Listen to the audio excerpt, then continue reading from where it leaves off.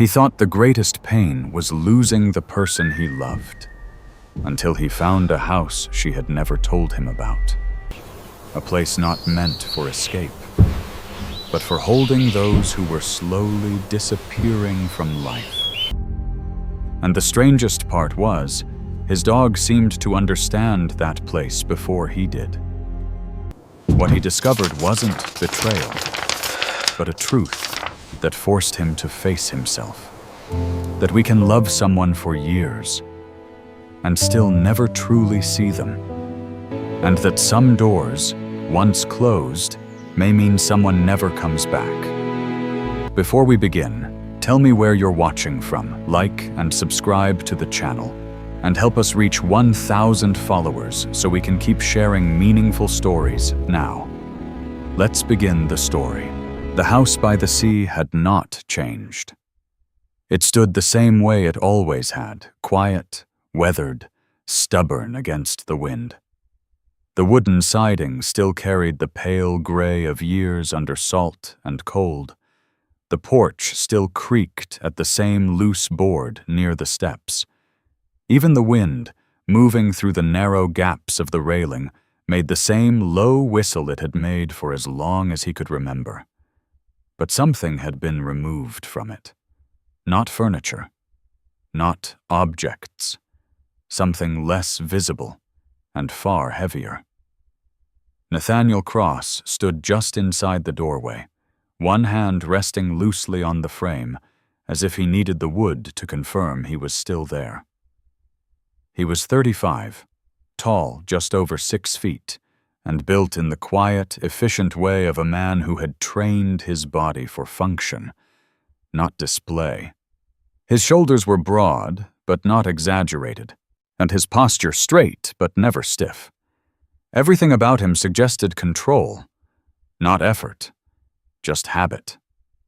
His face was clean-shaven, sharply defined, a square jaw, high cheekbones, skin that had once been lighter, now worn slightly darker by years of northern cold and outdoor wind. His hair dark brown, cut short in a military style, had grown just enough beyond regulation to soften the severity, but not enough to hide it. His eyes were the only thing that didn't seem to belong to the room. Gray-blue, still, watchful, the kind of eyes that had learned to take in everything without reacting to it, the kind of eyes that had seen too much to judge anything quickly.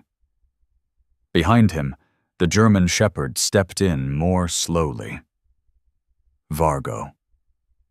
6 years old, sable-coated layers of cream, gray, and black blending into a thick, natural pattern. His build was strong but lean, his movement controlled, deliberate. His amber eyes moved constantly, not nervously, but attentively, and he wore a black harness with a faint dark red trim along the edges, subtle, but enough to catch light if you looked closely. He paused just past the threshold, not because he was afraid, because something in the house didn't match his memory. He lowered his head slightly, inhaling, then stopped. Nathaniel noticed.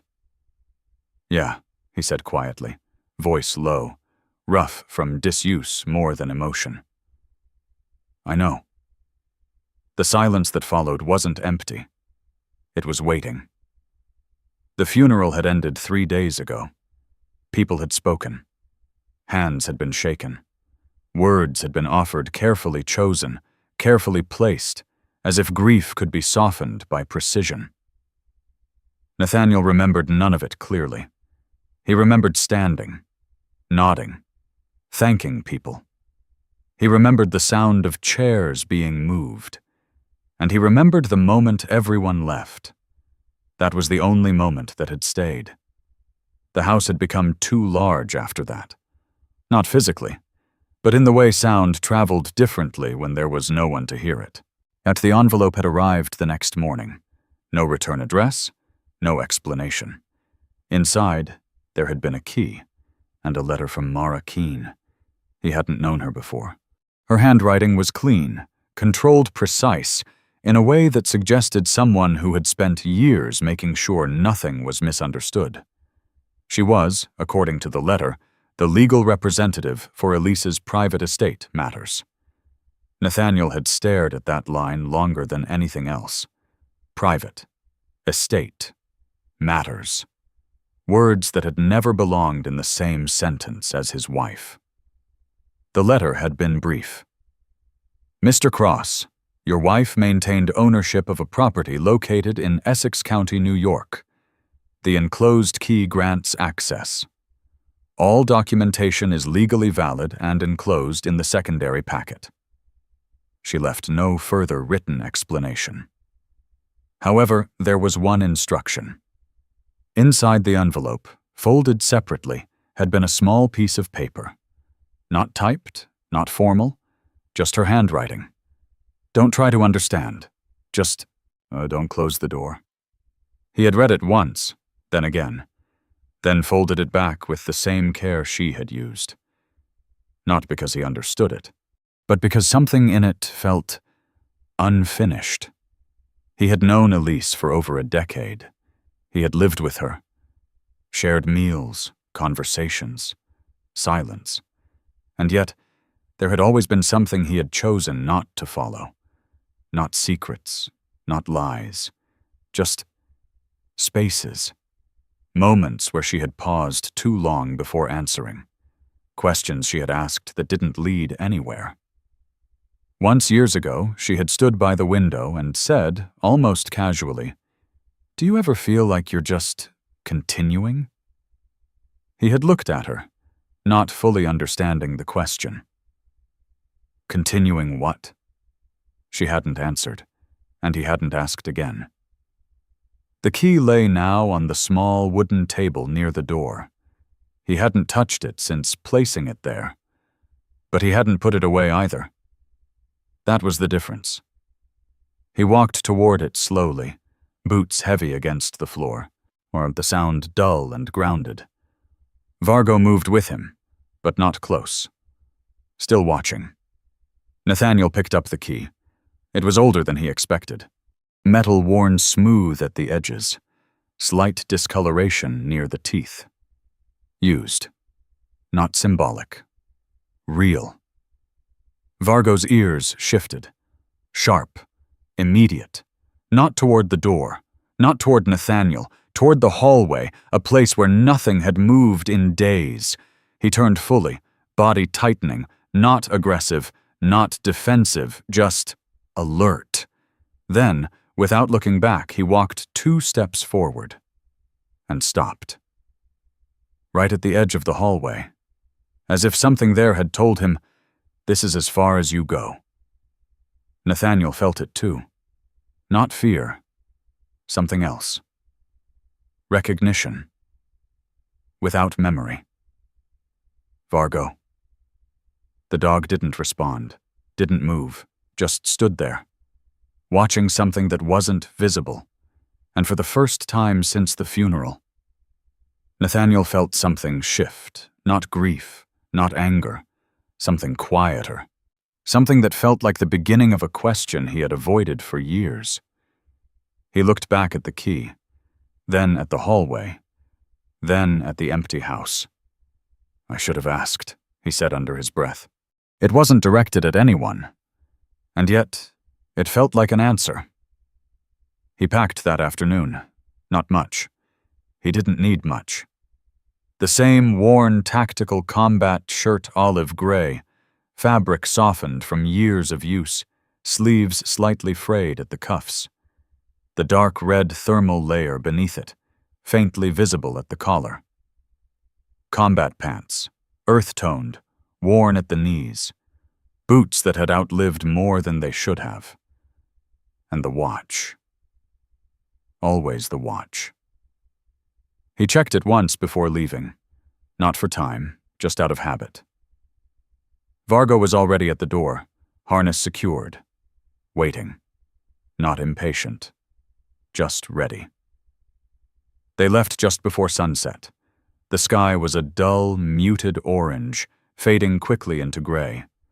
The road stretched ahead in long, quiet lines. Nathaniel didn't turn back. There was nothing behind him he didn't already know. The drive was long. Hours of empty highway. Small towns passing without names. Gas stations lit too brightly against the dark. Vargo slept for part of it, head resting near the console, breathing slow and steady. Nathaniel drove without music.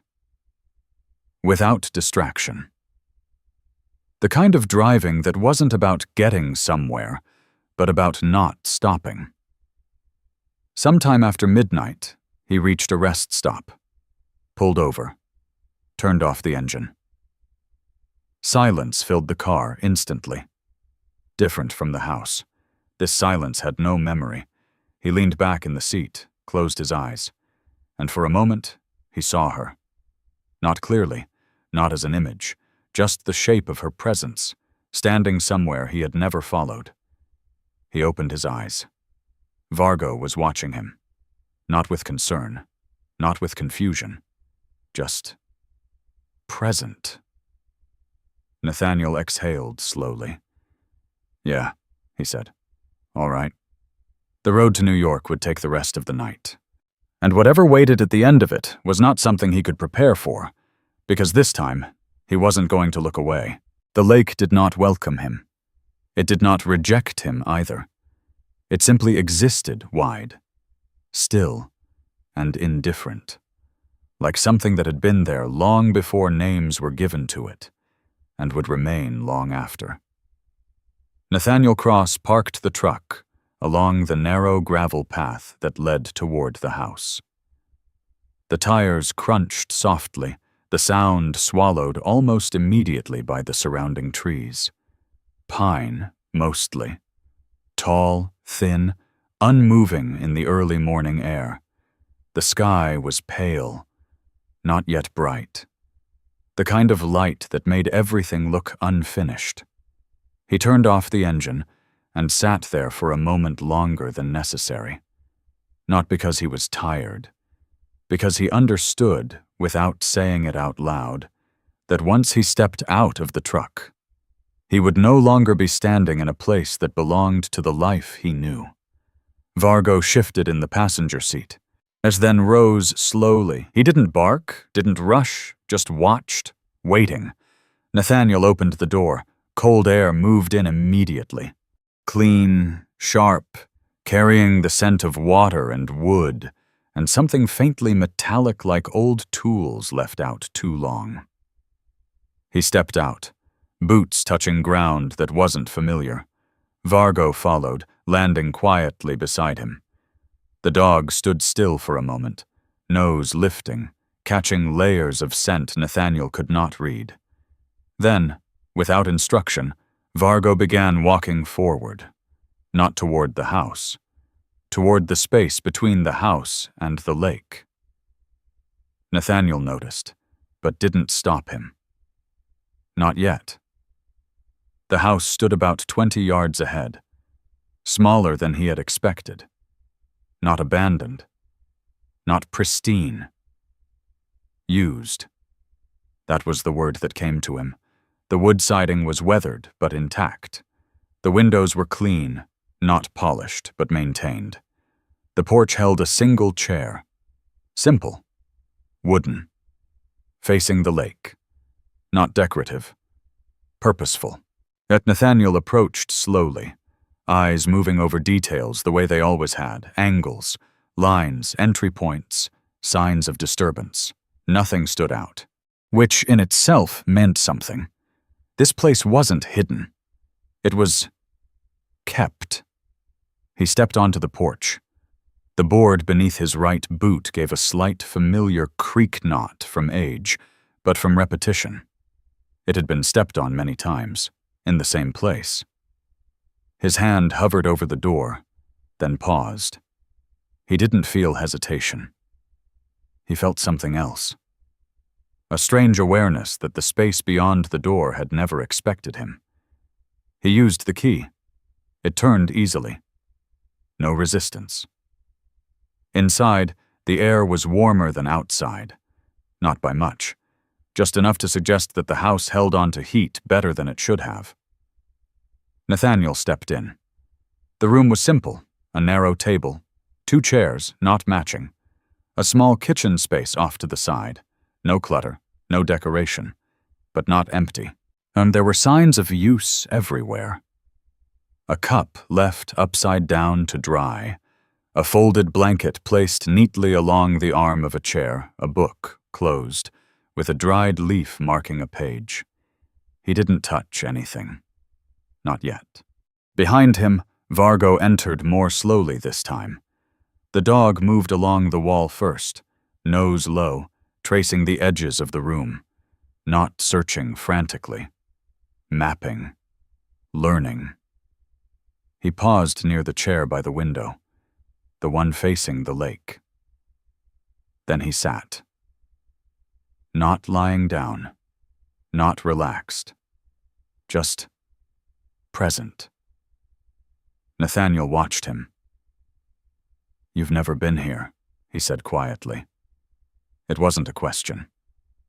And yet Vargo's stillness made it feel like one.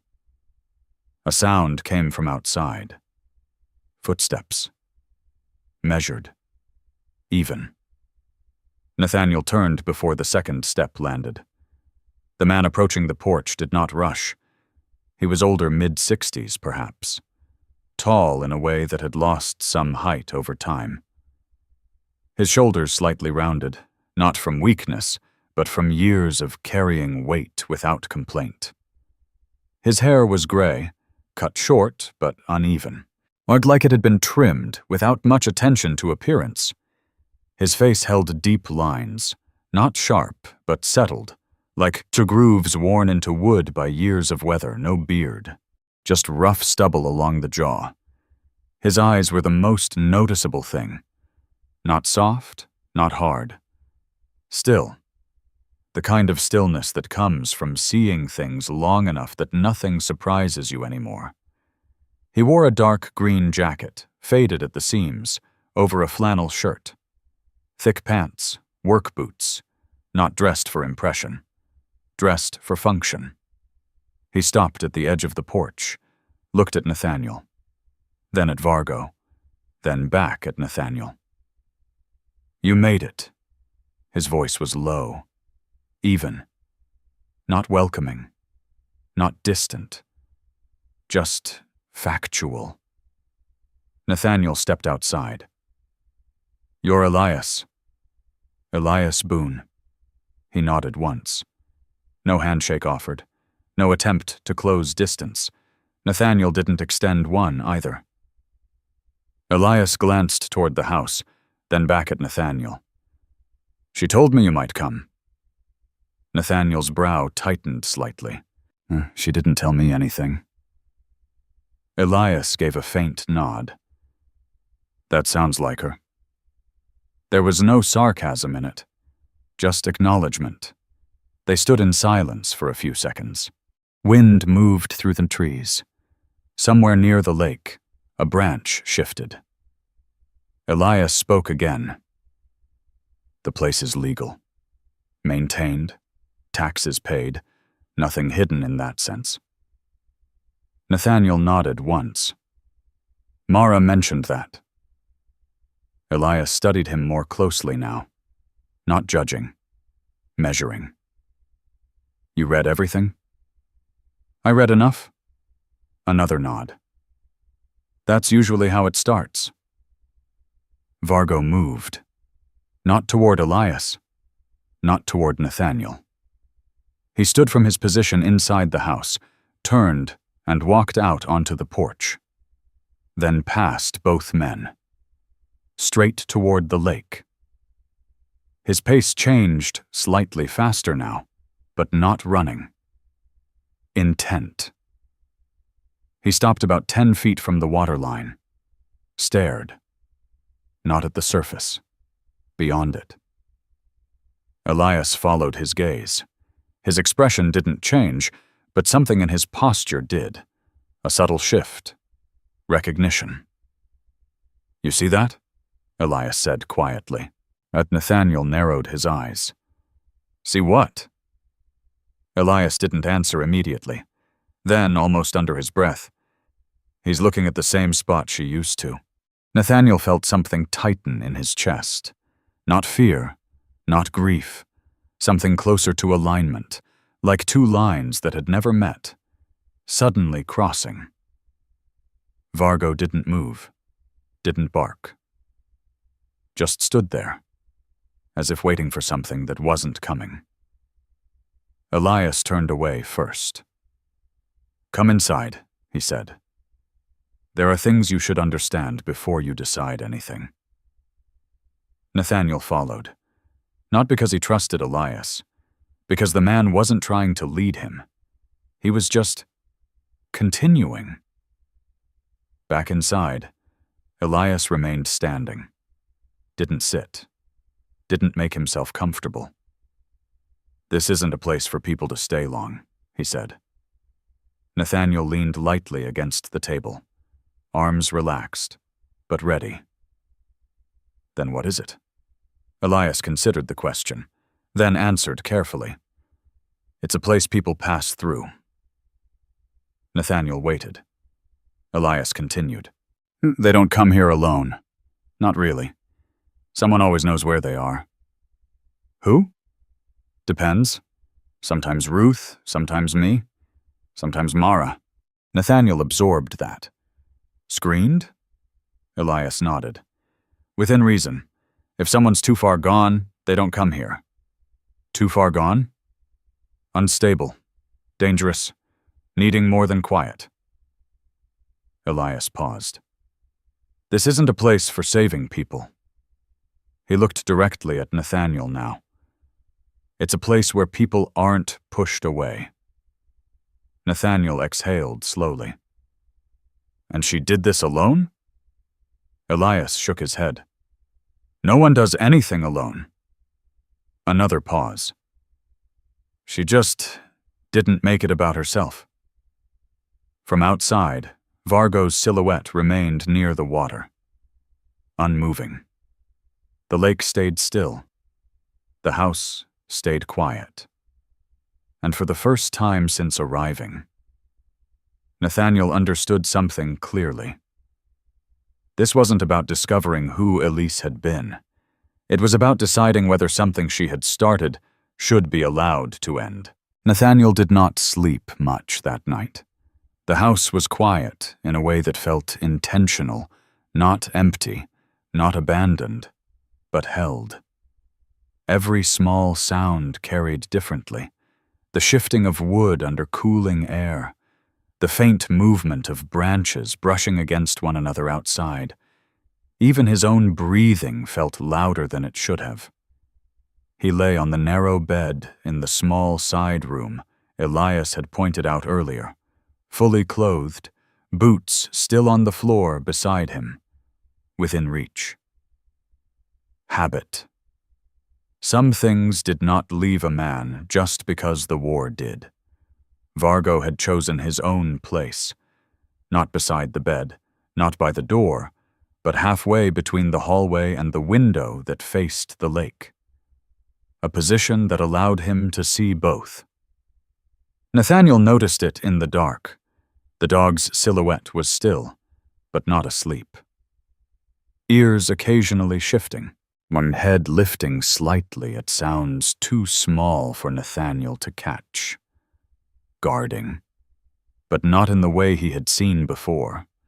Not guarding him, guarding the space. That difference stayed with him longer than anything else that night. Morning came slowly. Light seeped into the room in thin layers, gray first, then pale gold. The lake outside reflected it unevenly, broken by small ripples that seemed too gentle to matter, but enough to distort everything. Nathaniel stepped outside before Elias arrived.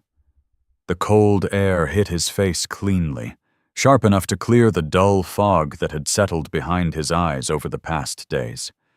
He stood near the edge of the porch, arms loose at his sides, shoulders relaxed, but not at ease. Vargo moved ahead of him this time, not toward the lake, toward the side of the house. He circled once, nose close to the ground, then stopped near a small wooden box fixed low against the outer wall. Nathaniel followed. The box was simple, weathered, hinged, no lock. He opened it, and inside were envelopes. Not many. No names written on the outside, just dates. Handwritten, different handwriting for each. Some older, edges softened. Others newer, still sharp. Nathaniel didn't take one out immediately. He just looked. The weight of them wasn't in their number. It was in the fact that they existed at all. He reached in and pulled one from the middle. The paper was thin, slightly creased, like it had been folded and unfolded more than once. He opened it carefully. The handwriting inside was uneven, not from lack of education, but from something else. Fatigue, maybe. Or the effort of putting words together when words didn't come easily anymore. I didn't think I would stay that night. I didn't think I wanted to stay anywhere.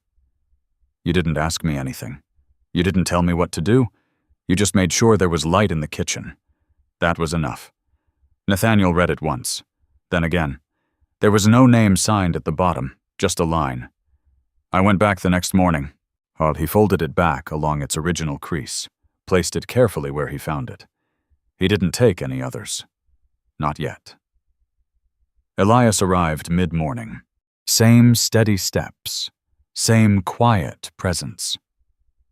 He noticed the open box immediately, but didn't comment. Just gave a slight nod. You found them. Nathaniel leaned back against the wall, arms crossed now. They all like that?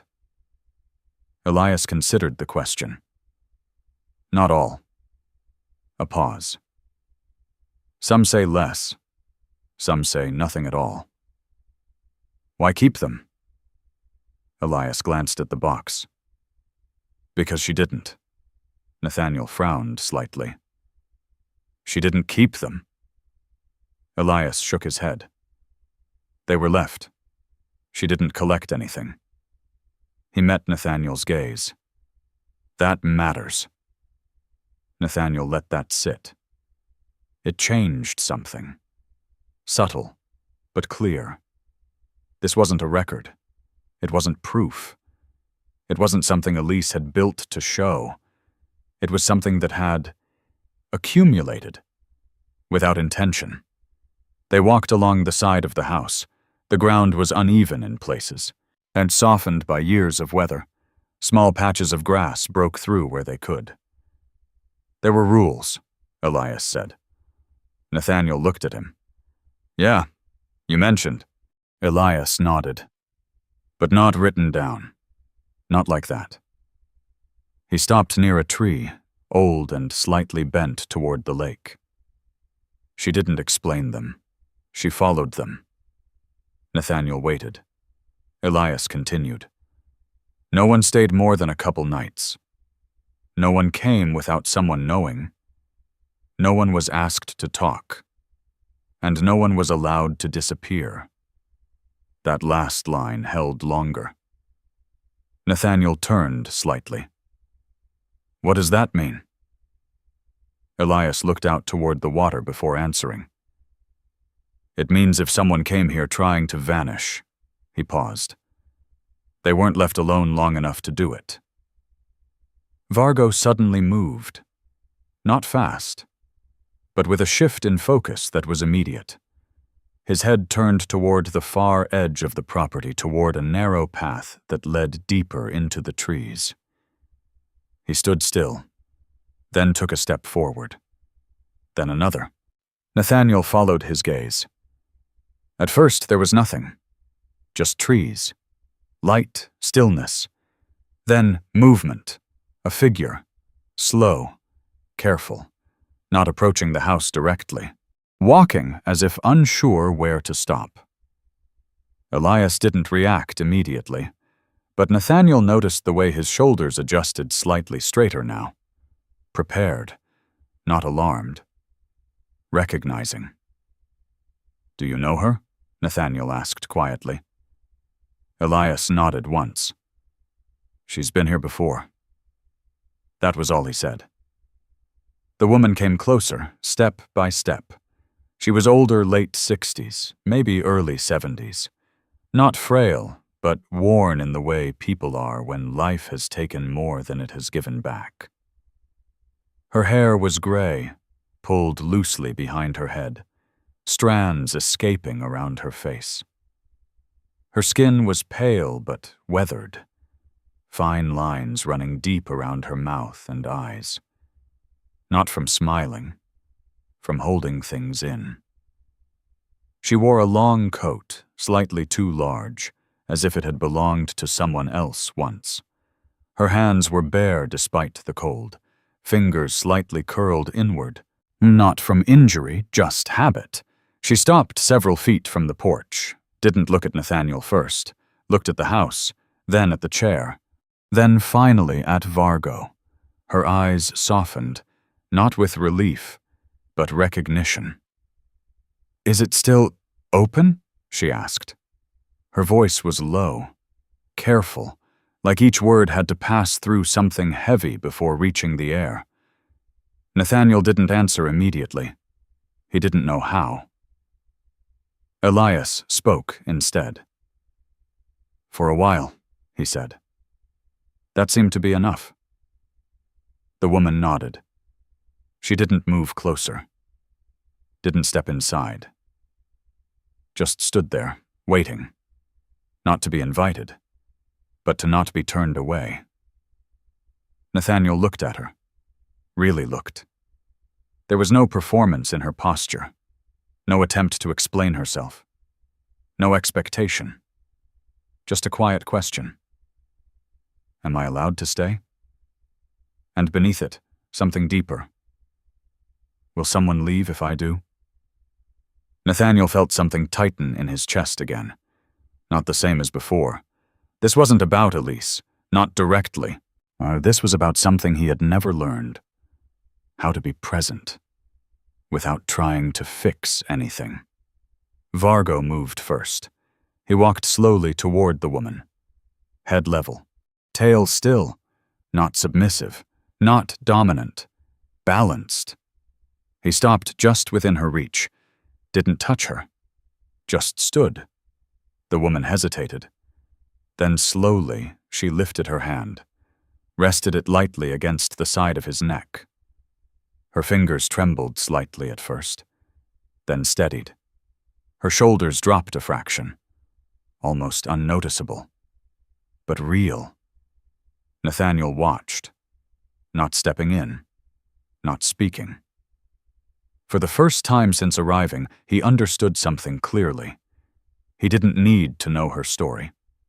He didn't need to say the right thing. He didn't need to become what Elise had been. He just needed to not interrupt what was already happening. "Stay if you need to," he said finally. The words felt unfamiliar, but not wrong. The woman nodded once, not thanking him, not explaining, just accepting. She walked past him, into the house, slowly, carefully, as if stepping into something that could disappear if she moved too quickly. Elias looked at Nathaniel. Didn't smile. Didn't approve. Just said, "That's how it works."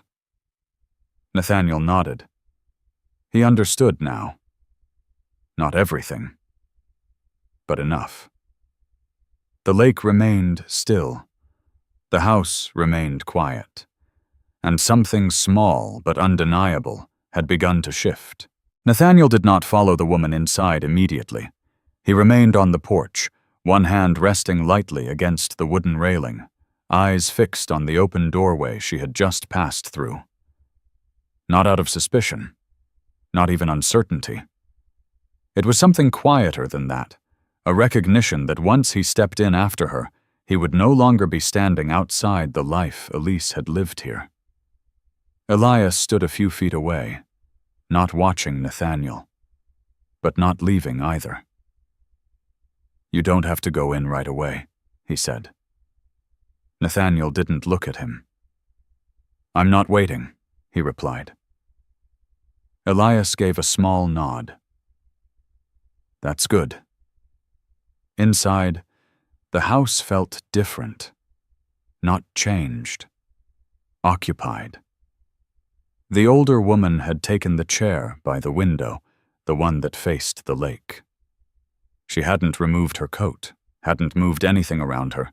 She simply sat.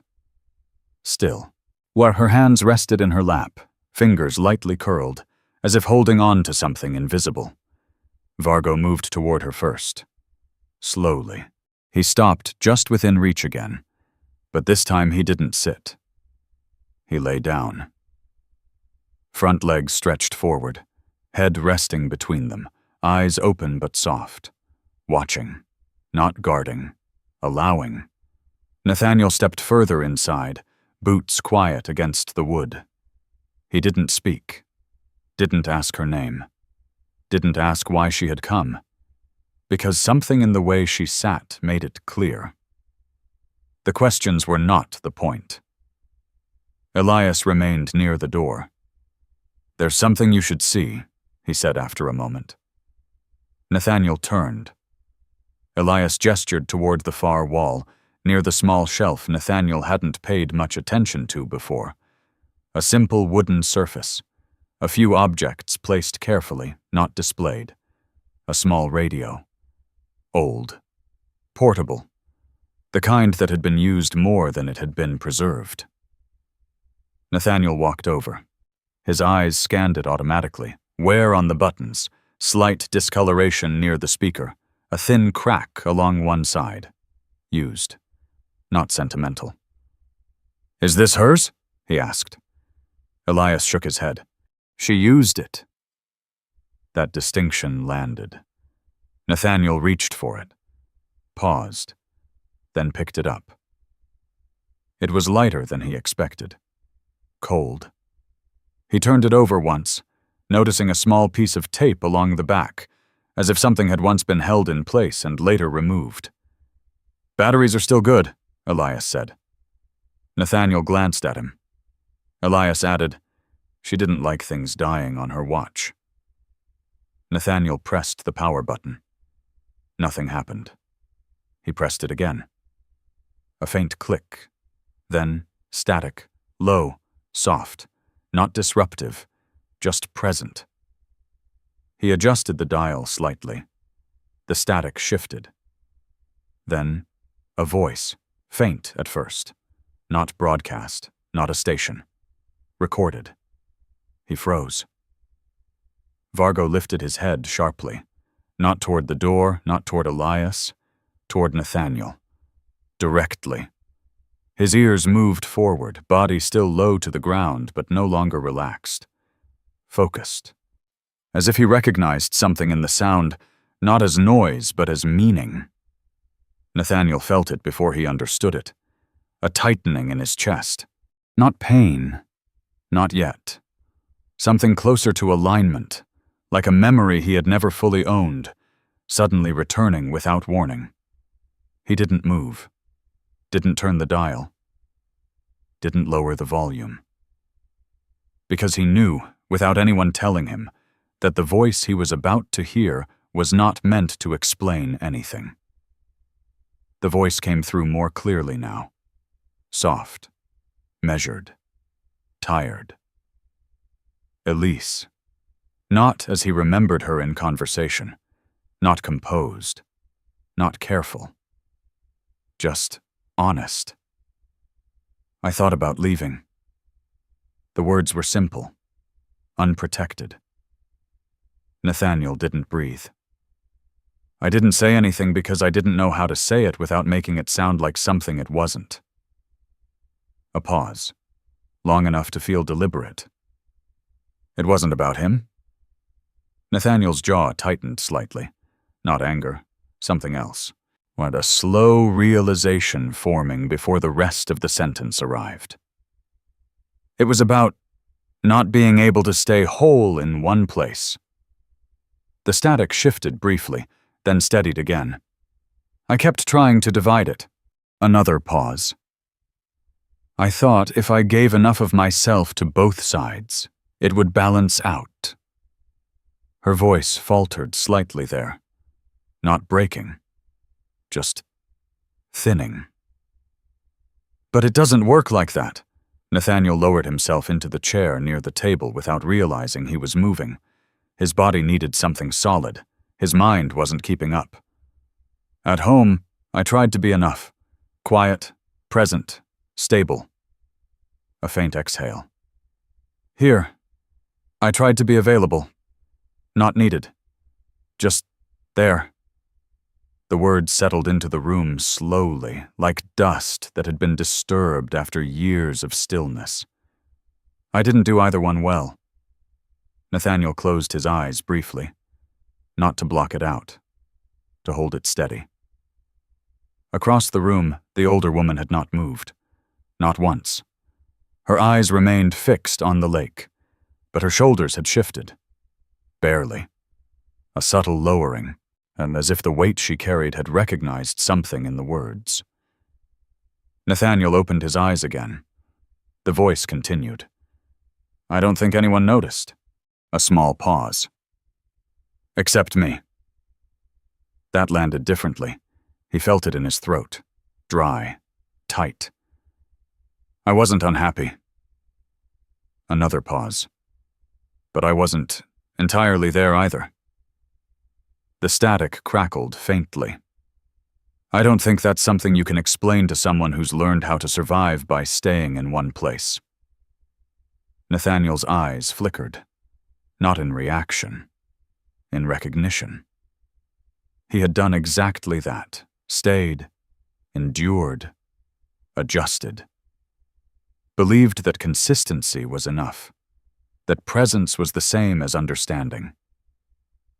I didn't leave, Elise's voice continued. Not because everything was okay. The next line came softer, more distant.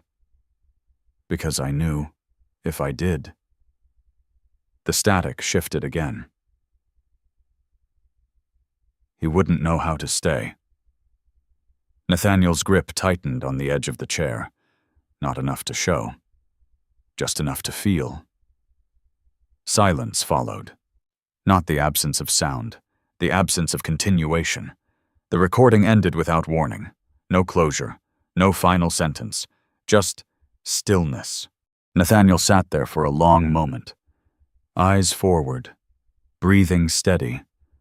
But something inside him had shifted. Not broken. Not yet. Realigned.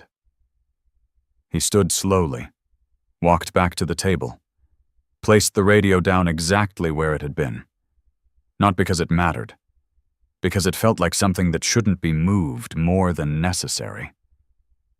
Elias spoke from behind him. She never played that unless someone asked. Nathaniel didn't turn. I didn't ask. Elias nodded. No. A pause. But you needed to hear it. Nathaniel exhaled once. Long. Controlled. Then said quietly, She wasn't hiding from me. Elias didn't respond. Didn't need to. Nathaniel continued. She was trying to hold too much at once. That was the closest he could come to saying it out loud. He turned slightly, glancing toward the woman by the window. She hadn't moved. But her hand now rested lightly on Vargo's back. Her fingers still. No pressure. Just contact. Nathaniel looked back at the lake, then at the door, then at the radio. And for the first time since arriving, he understood something clearly. This place wasn't built from answers. It wasn't meant to resolve anything. It existed because some things couldn't be resolved, only carried. He didn't try to understand Elise anymore. Not fully. Not in the way he thought he had to. Because the truth, the real truth, was not about what she had done. It was about what she had been trying to hold together, and what she hadn't been able to. Nathaniel nodded once. not to anyone, just to himself. Then he said, quietly, almost as if confirming something that had already been decided, "I won't close it." The house settled into a rhythm that did not belong to Nathaniel. Not yet. He noticed it in the small things, the way the kettle had already been filled before he reached for it, though he didn't remember doing it. The way the chair by the window remained slightly angled, not perfectly aligned, but intentionally so, as if it had learned the shape of the person who used it most.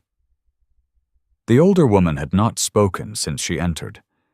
She had removed her coat at some point, though Nathaniel had not seen when. It now hung over the back of the second chair, heavy and slightly worn at the cuffs. Beneath it, she wore a simple wool sweater, faded blue, sleeves stretched at the wrists. Her hands rested in her lap again, palms down this time, fingers still. Her posture had changed, not stronger, but less guarded. Vargo remained close to her, but not touching constantly, not seeking attention. He would lie down, then lift his head occasionally, watching her in the same quiet way he watched Nathaniel attentive, without demand. Nathaniel stood in the kitchen space, staring at the kettle longer than necessary. He knew how to move in chaos. He knew how to act when something needed to be done. But this wasn't a problem. There was no objective, no clear outcome. Just a person sitting in a room, carrying something he could not see, and that made it harder than anything he had been trained for. Elias had left earlier without saying much. Just a short sentence at the door. "She knows how this works." Then he was gone, leaving Nathaniel alone with something he didn't understand how to hold. He poured hot water into 2 cups, set one near the woman, didn't push it toward her, just placed it within reach.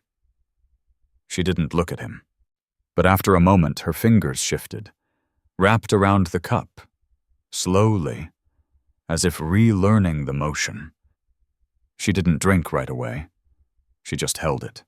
Nathaniel leaned back against the counter, arms relaxed, not crossed this time, trying not to close himself off, trying not to do anything.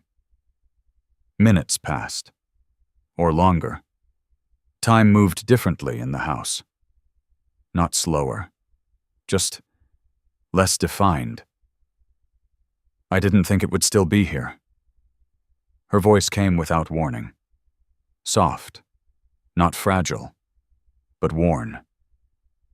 Nathaniel turned slightly, not fully. "I didn't either," he said. That was the truth.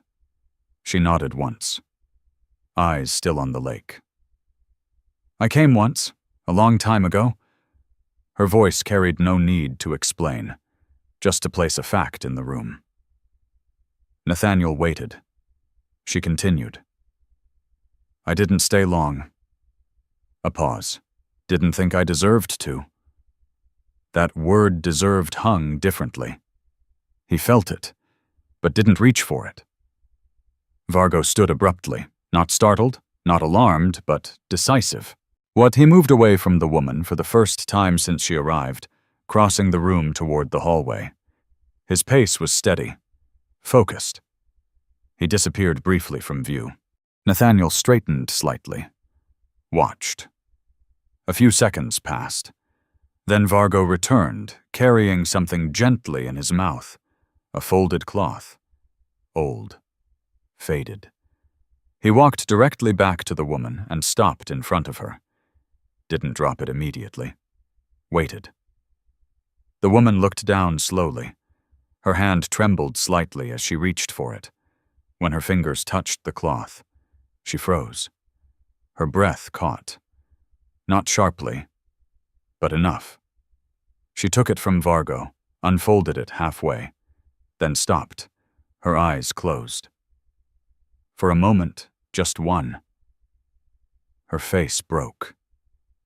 Not into tears, but into something deeper, recognition. Loss. and something close to relief. "I remember this," she whispered. Nathaniel didn't move, didn't ask. But something inside him shifted again. Because that cloth had not been placed there for her. And yet, Vargo had found it. Had she pressed the cloth lightly against her hands, not wiping anything, just holding it. "She gave me this," she said, her voice steadier now. "A long time ago." Nathaniel stepped closer, careful not to intrude. "When?" She opened her eyes, looked at him for the first time. Really looked. Her eyes were gray, not the same as his, but carrying a similar stillness. The kind that comes after something breaks and doesn't fully go back together. "After my husband died." She said it plainly, no softness added. "He didn't get sick, didn't fade, just gone." Her hand tightened slightly around the cloth. "I didn't know what to do with the silence." Nathaniel understood that, more than he expected. "She didn't say anything," the woman continued. "Not at first." A faint breath left her. She just sat where I'm sitting now. Her eyes moved briefly to the chair, then back to the lake. And after a while, she stood up, went into the other room, and came back with this. She lifted the cloth slightly. It was warm. That detail stayed. Warm. Not symbolic. Real. She handed it to me like it was nothing important. A pause. But she didn't leave. Her voice softened. She didn't try to fix anything. Didn't tell me it would be okay. Another pause. She just stayed until I stopped wanting to disappear. The room held that sentence quietly. Nathaniel felt it settle into him, not as information, as weight. "I didn't thank her properly," the woman said. Nathaniel didn't respond, didn't correct her, because it didn't feel like something that needed to be corrected. She looked down at the cloth again. Then at Vargo. Her hand moved slowly, resting against the side of his neck. "You're not the same dog," she said quietly. Vargo's ears shifted slightly. "But you do the same thing." Nathaniel watched that, carefully. Because it wasn't mystical. It wasn't coincidence either. It was something simpler. Vargo had learned how to be around people who were breaking, not from Elise alone. From years of being beside Nathaniel, from watching, from staying. Nathaniel stepped back slightly, giving space. Not retreating, just adjusting. "I don't know what to do," he said finally. The words came out more directly than he expected. Not to her, to the room, to himself. The woman didn't answer immediately. She didn't rush to fill the space. When she spoke, her voice was steady. "You don't have to." Nathaniel looked at her. She met his gaze fully now. "You just have to not leave." That landed harder than anything else had, because it removed everything he had relied on. There was no action in it, no strategy, no outcome, just presence. Nathaniel nodded once, slowly, not because he had mastered it, because he understood what was being asked. The woman lifted the cup, took a small sip, set it down again. Her shoulders had lowered further now, not relaxed, but no longer held up by force. Outside, the light had shifted. Brighter now, the lake reflecting more sky than shadow. But Nathaniel moved toward the door, stopped just short of stepping outside, turned back once. The woman remained in the chair, Vargo beside her, the cloth still in her hands. He didn't say anything. Didn't need to. Because for the first time, he wasn't trying to understand what Elise had done. He was beginning to understand what it meant to continue it. The house no longer felt unfamiliar. It hadn't become his, but it had stopped resisting him. Nathaniel noticed it in the way he moved through it now. The hesitation that had once lingered in his steps had thinned, not disappeared, but softened. He no longer paused at every doorway, as if expecting something to push him back. He no longer scanned every surface with the same tight precision. He still saw everything, but he wasn't trying to control it anymore. That was the difference. Morning came with a quieter kind of clarity. The older woman was already awake when he stepped into the main room. She sat in the same chair by the window, but her posture had changed again. More upright now, not rigid, but no longer collapsing inward. Her coat was folded neatly over the back of the chair, whilst the cloth Vargo had brought her the day before rested in her lap. She held it differently now. Not like something fragile, like something she had accepted. Vargo lay at her feet, one ear angled slightly toward her, the other relaxed. His breathing was slow, even.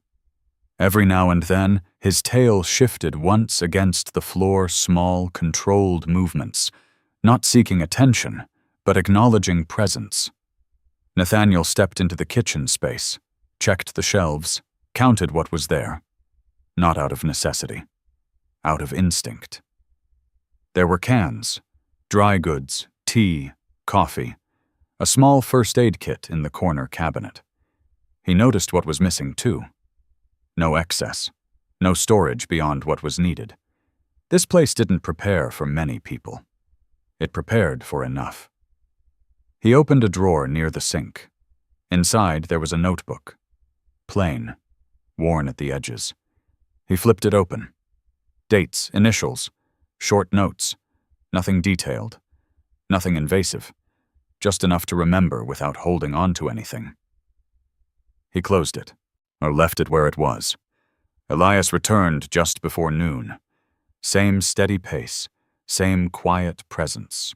He stepped inside, glanced once at the woman, then at Nathaniel.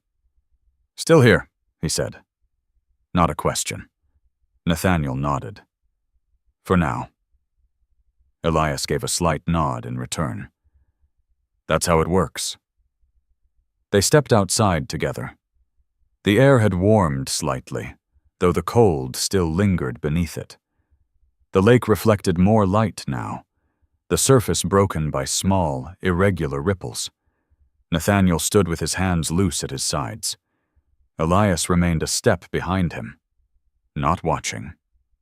Just there. "I'm not her," Nathaniel said after a moment. Elias didn't respond immediately. "I know." Nathaniel turned slightly. "I don't know what she would have done." "That's not your job," Elias replied. Nathaniel frowned faintly. "Then what is?" Elias looked out at the lake. "Not to make it about you." The words were simple, but they carried weight. As Nathaniel let them settle, he understood them, not fully, but enough to recognize their direction. "You don't replace her," Elias continued. "You don't expand this place. You don't fix people." A pause. "You just don't interrupt what's already working." Nathaniel exhaled slowly. That was harder than anything else, because it required restraint, not action. From inside the house, a sound broke the stillness.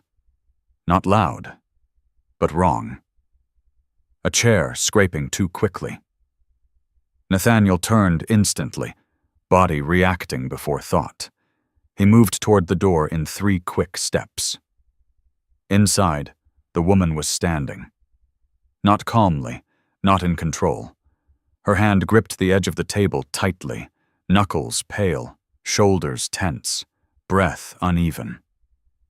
Her eyes weren't focused on anything in the room. They were somewhere else. Vargo stood in front of her. not touching, not barking. His body was still, but his attention was sharp, every muscle aligned toward her, not in defense, but in readiness. But Nathaniel stopped just short of stepping fully in. He didn't speak, didn't approach. Because something in the way Vargo held position told him this was not a moment to break. The woman's breathing hitched. Her grip tightened. Then, slowly, her eyes shifted. From wherever they had been, back into the room. She looked down. At Vargo. Her shoulders dropped, not all at once, gradually, as if something inside her had been released in small increments. Her hand loosened. She stepped back.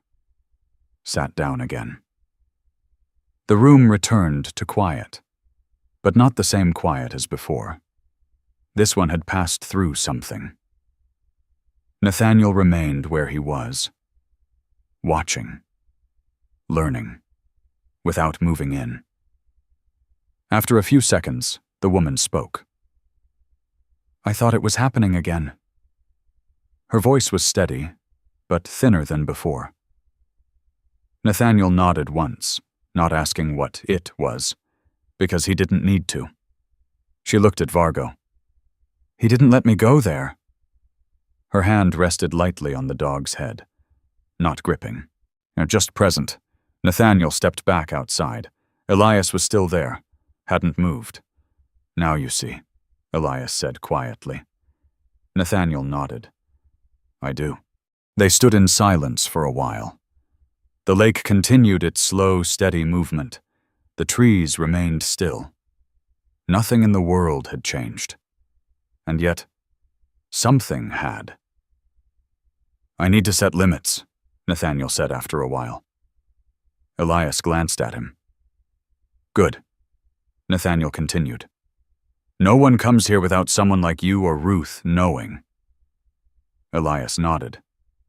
"That's already how it works. No one stays too long." Another nod. "And I don't try to solve anything." Elias looked at him more directly now. "That's the important one." Nathaniel rubbed the back of his neck briefly, a small, unconscious gesture. "I don't know if I can do this." Elias shrugged slightly. "You're not supposed to be good at it." That almost made Nathaniel smile. Almost. Inside, the woman remained seated, calmer now. Vargo had returned to his place beside her, not guarding. Not guiding, just there. Nathaniel stepped back into the house, slower this time, more aware of how his presence affected the space. He didn't go directly to her, didn't interrupt. He moved to the kitchen, checked the kettle, refilled it, set it back. Small actions.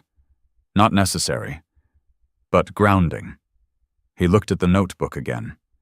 Didn't open it, just acknowledged it. Then he sat down. Not across from her. Not beside her. A little distance away. Close enough to be present. Far enough to not press. The woman glanced at him briefly, then back to the lake. No words passed between them. None were needed. Nathaniel leaned forward slightly, elbows resting on his knees, hands loosely clasped, his posture no longer rigid, no longer defensive. He wasn't trying to understand Elise anymore. He wasn't trying to become her either. He was learning something simpler, something harder. How to stay in a moment without trying to change it. Outside, the light shifted again. Late afternoon now. The lake reflecting deeper tones. The house holding its quiet. Nathaniel looked at Vargo. The dog met his gaze for a brief second. No command passed between them. No expectation. Just recognition. And for the first time, Nathaniel didn't feel like he was stepping into something he didn't belong to. He felt like he was standing in something that didn't belong to anyone. And that made it easier to remain. The morning did not arrive with anything new. No revelation. No shift in the air. No sign that something had completed itself overnight. It came the same way it had the day before, quiet, gradual, almost reluctant.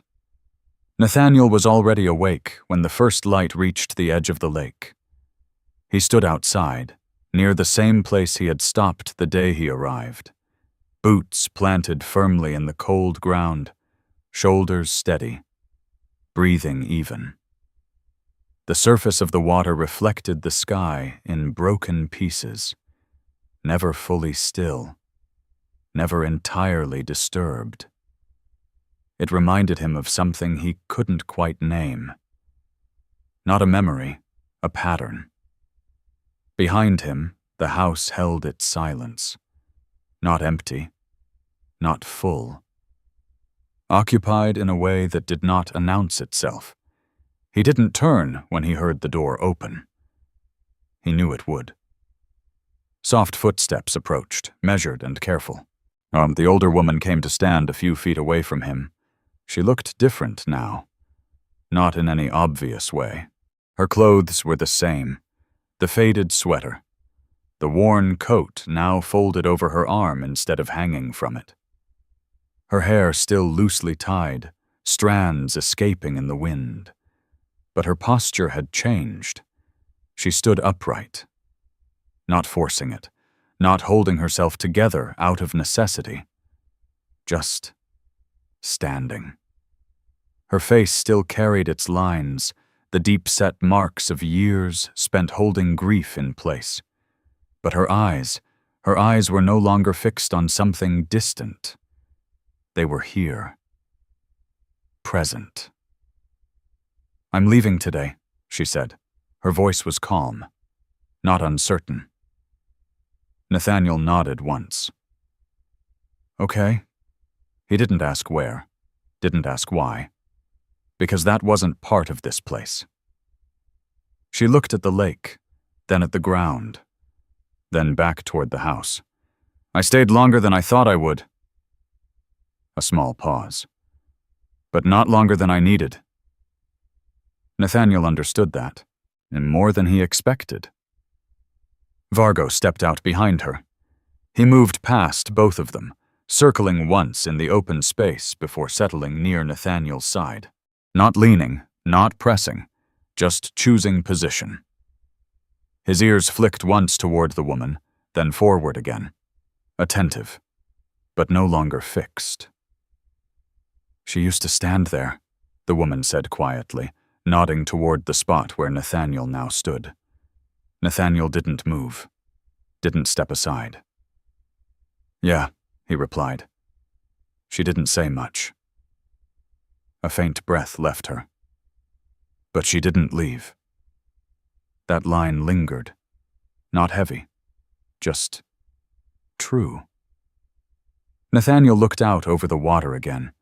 The reflection had shifted slightly as the light grew stronger. Still fragmented.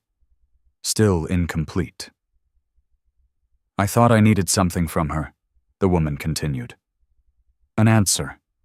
A reason." She shook her head once. "I didn't." Nathaniel listened. Not analyzing, not comparing, just allowing the words to exist. "I just needed someone to stay long enough for me to remember how." Her hand tightened slightly around the cloth she still carried. Not gripping, holding. Nathaniel nodded again, this time slower, because that made sense in a way that didn't require explanation. She turned toward him fully now, studied his face. Not searching, recognizing. "You're not her," she said. Nathaniel met her gaze. "No." She smiled slightly. Not wide, not bright. Just enough. "That's good." He didn't respond. Because he understood what she meant. This place didn't need another release. It needed someone who wouldn't close it. Vargo moved unexpectedly. Not toward the woman, not toward Nathaniel. He turned and walked back toward the house, disappearing briefly inside. Nathaniel watched him. waited. A moment passed, then another. The dog returned, not carrying anything this time, but he stopped in the doorway, looked back once, at Nathaniel, at the woman, then turned his head slightly toward the interior of the house. A subtle gesture, but clear. Not a command. An invitation? Nathaniel felt it, not as instruction, as recognition. The space behind that doorway was no longer something he was stepping into. It was something he was now responsible for maintaining. Not controlling, not shaping, just holding. He didn't move immediately, but he didn't look away either. The woman followed his gaze briefly, then nodded, as if she understood something he hadn't said. "I don't think I'll come back," she said. There was no sadness in it, no regret, just completion. Nathaniel turned slightly. "That's not a bad thing." She shook her head. "No." She stepped forward once, then stopped, as if checking something inside herself, then continued. Walking past him, not rushing, not hesitating, just moving. When she reached the path, she paused, turned back one last time, not to look at the house, to look at Nathaniel. "Don't try to do more than this place can hold," she said. Her voice was steady, firm in a way it hadn't been before. He didn't. Nathaniel knew who she meant. Elias. He nodded. "I won't." She held his gaze for a moment longer, then turned and walked down the path. Nathaniel didn't follow, didn't watch her all the way until she disappeared. He turned back toward the house instead. Vargo was already inside, standing just past the threshold, waiting. Not impatient, not expectant, just present. Nathaniel stepped forward, crossed the porch, entered the house. The space felt the same. Nothing had changed physically.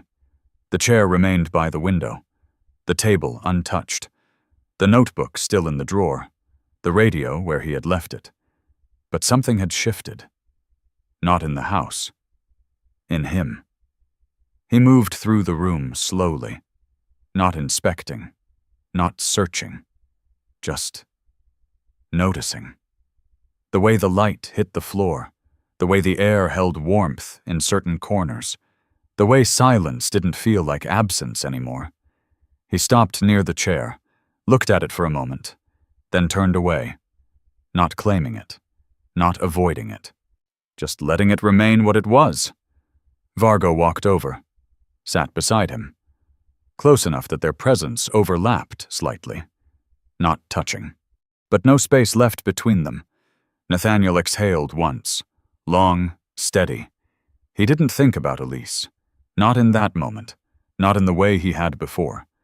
He didn't try to reconstruct her choices, didn't try to solve what couldn't be solved. He understood something simpler now, something that didn't require explanation.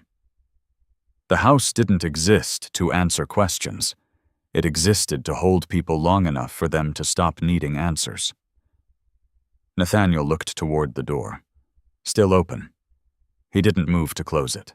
In the end, the miracle was not loud, not dramatic, and not something the world would ever stop to notice. It was quiet. It was a man who chose not to walk away. A door that remained open. A moment where someone stayed, when it would have been easier to leave. Maybe that is how God works most of the time. Not through grand signs or undeniable wonders, but through small acts of presence, through people who decide to carry a little more than they have to, through hands that do not fix everything, but do not let go either. In our daily lives, we often wait for a miracle to change everything. But sometimes, the miracle is simply this. You are still here. Someone stayed for you, or you became the reason someone else did not give up. If this story touched something in your heart, take a moment to share it with someone who might need it. Tell me in the comments where you are watching from and what this story made you feel. If you believe in stories that remind us to stay, to care, and to not turn away when someone is hurting, please subscribe to the channel so we can continue sharing these journeys together. May God bless you. Keep your heart steady in difficult times and place the right people beside you when you need them the most.